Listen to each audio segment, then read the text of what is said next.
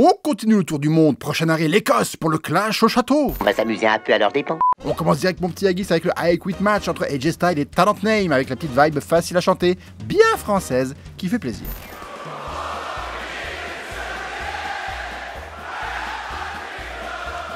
Et la petite reprise de Daddy Cool avec Cody Rhodes, hein, c'est banger quand même. Hein. A few moments later. Mais vos gueules, putain! T'es à moins de 2 minutes de match que l'arbitre il est déjà en train de demander si le lutteur en face il veut abandonner. T'imagines un peu la dingue si un jour ça se produit vraiment comme ça? Bref, le combat commence doucement, ça part dans le public et franchement, vu l'utilité de ce moment, en plus du compteur de décibels, c'était pas du luxe de rajouter un compteur de nombre de pas, histoire d'être connecté à fond les ballons. Tu trouves pas que ton cynisme dépasse les bornes?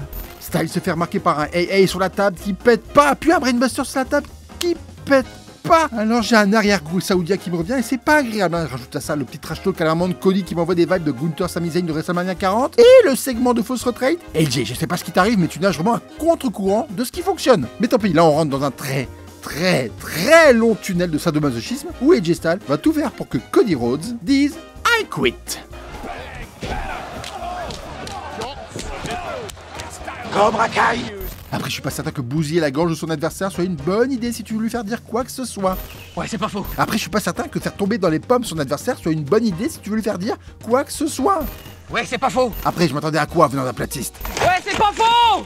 AJ Styles il sort du ring, il va chercher de l'eau. Pas du prime, de l'eau. Moi, je vous dis, c'est pas anodin.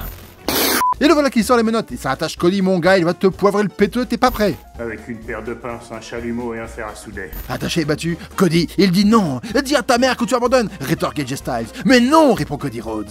Pour maman Rhodes, c'en est trop. Alors bim dans ta gueule. Styles, il est pas content, il veut en finir. Il prépare le FNAF. Styles, il est pas content, il veut en finir. Il prépare le FNAF. Il prépare son finish avec une chaîne. Et v'là la chaise et puis la table. Oh la victime.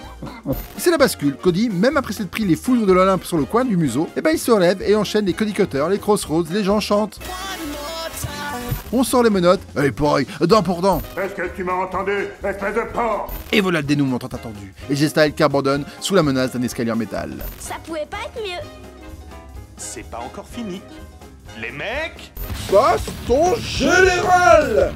Oui, grosse baston entre la Bloodline, Cody Rhodes, Kevin Owens et Randy Orton. C'est le sbeul. Il y a même Nick Aldis qui arrive. Et il dit... lâchez-vous. Non, je déconne.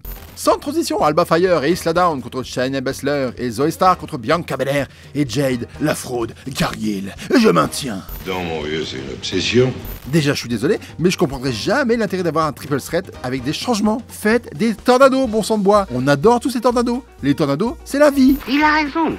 Il a raison. Premier tour de piste avec Bianca qui est la reine de la maîtrise. Moi, ce que je retiens, c'est Isla Dawn qui nous offre la chute de sa vie. Merci à tous. Puis on tourne avec Cargill qui jouera le jambon dans une partie de sandwich du match. Mais n'oubliez pas, elle est super forte. Superhuman, qu'ils disent les commentateurs quand elle a du mal à porter sur son dos les 50 kg d'Alba Fire. Et elles ne sont pas trop de 4 pour mettre Cargill sur le banc de touche. C'est la pause. Bon, très bien.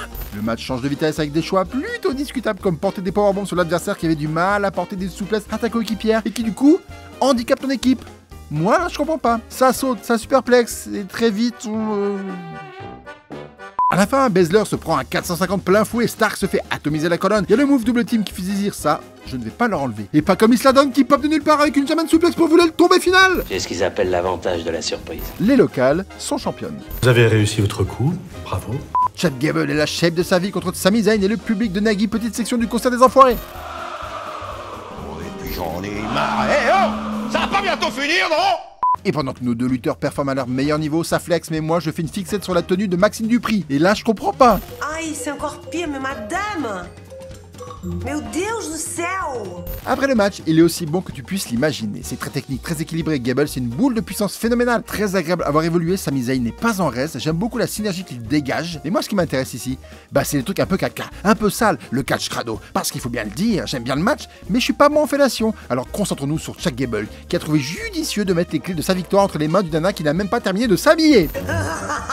Ah, mais c'est quoi l'idée là? Maxine, elle est gentille, et elle veut pas taper le gentil Zayn. Alors le méchant Gable, bah, il va lui dire que c'est pas bien d'être bien. Otis, tu sais pas s'il a envie d'être gentil ou méchant, mais il aime pas quand les méchants est méchant avec la gentille. C'est pas très bien d'être méchant. Bon, on a compris, hein, Otis c'est pas le genre de mec à se mouiller sur les conflits israélo-palestiniens. On annule. Il prend la belle et se fait la belle. Yeah. C'est nul. 0. Sami Zayn il gagne, il est content, Gable il perd, et il est... Je vais te tuer. Ta maman. Et toutes ses copines de bridge. Piper Niven contre Bayley, et les locaux s'en foutent. Mais ils s'en foutent d'une force, mais alors, d'une force, mon cochon. Je pense que c'est une génération qui s'emmerde. Hein. Ah bah moi aussi je m'en fous, regarde, Bayley elle gagne. Tout le monde s'en fout. Main Event, l'enfant du pays, Drew McIntyre contre Damien Priest pour le titre World Heavyweight. Ils savent que ça va péter bientôt. Le combat, c'est exactement ce à quoi tu peux t'attendre. Du Drew McIntyre sur sa planète qui domine et qui, avec l'adrénaline, se sort de tout et ne sent rien. Tu es dans son univers. Et tu as Damien Priest, lui, qui se pète la beuge. La blessure est légère. Plus peur que de mal pour l'instant, histoire de rassurer les gens. Priest, il te sort une très grosse lariat dans la gueule de Drew McIntyre. Il y a des bras d'honneur. Oh, ça c'est pas très gentil. C'est dû à toi, moi il y a des kicks, des boules et des coudes. On veut finir, on peut pas la Claymore, mais ça se larve en dehors du ring. Et Drew, pas de problème, qu'il se dit. On va la faire à l'extérieur. C'est des sauvages, ces gens-là. Drew prépare une seconde contre un chokeslam et le gonze, malgré une blessure qui a l'air légitime à sa cheville, décide de taper des Hurricane Rana. Ce genre d'image qui fait bugger la matrice. Damien il se relève, chancelant, mais se fait surprendre par une autre Claymore. Et compte de 2. L'arbitre il te tape une esquive de gladiateur parce que nique le ref bump. Cette fois c'était moins une. Mais se fait gauler sur le move retour comme un schlag. Il y a une esquive de Claymore en powerbomb, une esquive de chokeslam transformée en Claymore, et celle-là elle passe. Il n'y a pas d'arbitre. Le public compte jusqu'à 3000 et oh, CM Punk. Regardez-moi ce connard.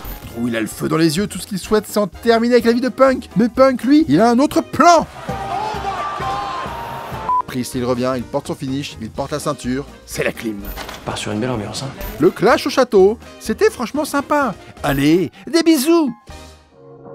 Blablabla, abonne-toi, mets un pouce bleu, kiffe le catch et le chocolat et la vie et célèbre-moi tout ça ce dimanche 30 juin au studio Jenny de Nanterre avec la participation exceptionnelle de Shelton Benjamin à la place de l'hôtel de ville de Bolène pour HCP Héritage numéro 11 avec le champion de la TNA Moose et Tommy Dreamer ou au Casino Barrière de Lille le 6 juillet avec le show BZW Not Afraid. Le catch, c'est beau putain.